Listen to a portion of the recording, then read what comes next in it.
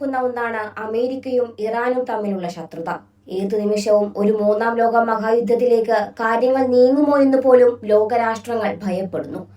എന്നാൽ ഇന്ന് കാണുന്ന ഈ കടുത്ത ശത്രുതയ്ക്കു പിന്നിൽ പണ്ട് നിലനിന്നിരുന്ന ആഴത്തിലുള്ള ഒരു സൗഹൃദത്തിന്റെ ചരിത്രമുണ്ട്.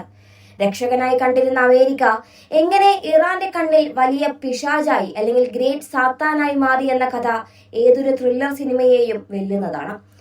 പശ്ചിമേഷ്യൻ രാഷ്ട്രീയത്തിന്റെ ആഴക്കടലിലെ രഹസ്യങ്ങളിലേക്ക് ഊളിയിടുമ്പോൾ നമുക്ക് കാണാൻ കഴിയുന്നത് അധികാരത്തിനും എണ്ണയ്ക്കും വേണ്ടിയുള്ള വലിയ കരുനീക്കങ്ങളാണ്. 1979 ഇസ്ലാമിക വിപ്ലവത്തിനു മുമ്പ് ഇറാൻ അമേരിക്കയുടെ ഏറ്റവും അടുത്ത മിത്രമായിരുന്നു എന്നത് ഇന്നത്തെ തലമുറയ്ക്ക് വിശ്വസിക്കാൻ പ്രയാസമായിരിക്കും. പക്ഷേ അതാണ് യാഥാർത്ഥ്യം. പശ്ചിമേഷ്യയിൽ അമേരിക്കയുടെ താൽപര്യങ്ങൾ സംരക്ഷിക്കുന്ന ഉറച്ച കോട്ടയായിരുന്നു ഒരു കാലത്ത് ഇറാൻ. ഷാ മുഹമ്മദ് റസ പഹലവിയുടെ കാലത്ത് അമേരിക്കൻ സംസ്കാരവും ടെക്നോളജിയും ഇറാനിൽ തഴച്ചു വളർന്നു. ഇറാന്റെ എണ്ണ സമ്പത്തിൽ അമേരിക്കയുടെ വലിയ സ്വാധീനവും ഉണ്ടായിരുന്നു. എന്നാൽ ഈ പ്രണയം കേവലം സ്വാർത്ഥതയിൽ അധിഷ്ഠിതമായിരുന്നു. 1983 ഇറാൻ പ്രധാനമന്ത്രി മുഹമ്മദ് മൊസഗദിനെ താഴെയിറക്കാൻ CIA നടത്തിയ നീക്കമാണ് ആ ശത്രുതയുടെ ആദ്യ വിത്തുപാകിയത്. എണ്ണ വ്യവസായം ദേശസാൽക്കരിക്കാൻ ശ്രമിച്ചതാണ് മൊസാദഖ് ചെയ്ത തെറ്റ്. ഷായെ അധികാരത്തിൽ ഉറപ്പിച്ചു നിർത്താൻ അമേരിക്ക നടത്തിയ ഈ ഇടപെടൽ ഇറാന്റെ ദേശീയ ബോധത്തിനേറ്റ വലിയ മുറിവായിരുന്നു. രക്ഷകനായി വന്നവൻ തന്റെ വീടിന്റെ അധികാരം പിടിച്ചെടുക്കാൻ നോക്കുന്നു എന്ന തിരിച്ചറിവ് ഇറാനിൽ പുകയാൻ തുടങ്ങി. 1979 ആയത്തുള്ള ഖമേനിയുടെ നേതൃത്വത്തിൽ നടന്ന ഇസ്ലാമിക വിപ്ലവം ഈ ബന്ധത്തിന്റെ ശവക്കുഴി തോണ്ടി.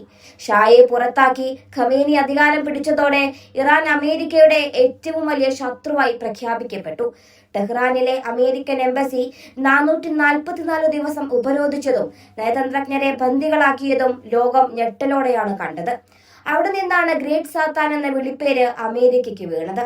അന്ന് തുടങ്ങിയ ആ വൈരാഗ്യം ഇറാൻ ഇറാഖ് യുദ്ധകാലത്തും 1988 അമേരിക്കൻ യുദ്ധക്കപ്പൽ ഇറാന്റെ യാത്രാ വിമാനം വെടിവെച്ചിട്ടപ്പോഴും കൂടുതൽ രൂക്ഷമായി. ഇറാന്റെ ആണവ പദ്ധതിയോടുള്ള അമേരിക്കയുടെ എതിർപ്പും ഉപരോധങ്ങളും ഇന്ന് ലോകത്തെ ഒരു വലിയ യുദ്ധത്തിന്റെ വക്കിൽ എത്തിച്ചിരിക്കുകയാണ്. ഇസ്രയേലുമായുള്ള അമേരിക്കയുടെ ബന്ധവും ഇറാന്റെ ശത്രുതയ്ക്ക് എരിതീയിൽ എണ്ണയൊഴിക്കുന്ന ഒന്നാണ്. പശ്ചിമേഷ്യയിൽ ഇസ്രയേലിന്റെ അസ്തിത്വത്തെ പോലും അംഗീകരിക്കാത്ത ഇറാന് അമേരിക്ക ആ രാജ്യത്തിന് നൽകുന്ന പിന്തുണ സഹിക്കാവുന്നതിലും അപ്പുറമാണ്.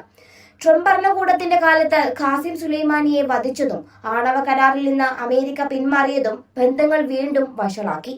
ഇന്ന് ഗൾഫ് മേഖലയിൽ ഡ്രോണുകളും മിസൈലുകളും ഉപയോഗിച്ചുള്ള ഈ പോരാട്ടം വെറുമൊരു കായിക പ്രകടനം മാത്രമല്ല, മറിച്ച് ദശാബ്ദങ്ങളായുള്ള ആഴത്തിലുള്ള മുറിവുകളുടെ പ്രതിഫലനം കൂടിയാണ്. രക്ഷകനായി വന്ന് ചതിച്ചവനോടുള്ള ഇറാന്റെ പകയും സ്വന്തം മേധാവിത്വം നഷ്ടപ്പെടുമോ എന്ന അമേരിക്കയുടെ ഭയവുമാണ് ഈ യുദ്ധത്തിനു പിന്നിലെന്ന് പറയാം. ചരിത്രത്തിലെ സൗഹൃദങ്ങൾ എങ്ങനെ കടുത്ത പകയായി മാറുന്നു എന്നതിന് ഉത്തമ ഉദാഹരണമാണ് ഇന്നത്തെ ഇറാൻ അമേരിക്ക ബന്ധം. എണ്ണയ്ക്കും അധികാരത്തിനും വേണ്ടി തുടങ്ങിയ ഈ തർക്കം ഇന്ന് ലോകത്തിന്റെ തന്നെ സുരക്ഷയെ ബാധിക്കുന്ന രീതിയിലേക്ക് മാറിയിരിക്കുകയാണ്. ഇനിയൊരു വിട്ടുവീഴ്ച ഉണ്ടാകുമോ, അതോ പശ്ചിമേഷ്യ പൂർണ്ണമായും യുദ്ധക്കളമാകുമോ എന്ന് കണ്ടറിയണം. എന്നാൽ ഒന്നുറപ്പാണ്, ചരിത്രം പഠിക്കാത്തവർക്ക് ഈ പോരാട്ടത്തിന്റെ ആഴം മനസ്സിലാകില്ല. നയതന്ത്രത്തിന്റെ മേശപ്പുറത്ത് പരിഹരിക്കപ്പെടാത്ത ആ പഴയ മുറിവുകൾ ഇന്നും ചോര വാർന്നുകൊണ്ടിരിക്കുകയാണ്. എന്നെങ്കിലും ഒരിക്കൽ ആ പഴയ മുറിവുകൾ ഉണങ്ങുമെന്ന് നമുക്കും പ്രത്യാശിക്കാം.